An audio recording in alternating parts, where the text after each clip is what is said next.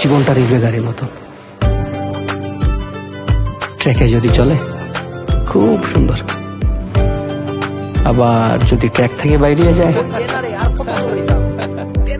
তাইলে শেষ। শঙ্কর, প্রথম যখন তোমার সাথে দেখা হয় আমি ভাবতাম তুমি একজন কিউট ছেলে।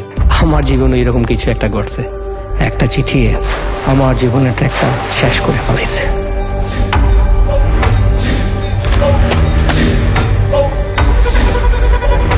আমার নাম বিপ্লব, আমি একটা জঙ্গলি কুত্তা।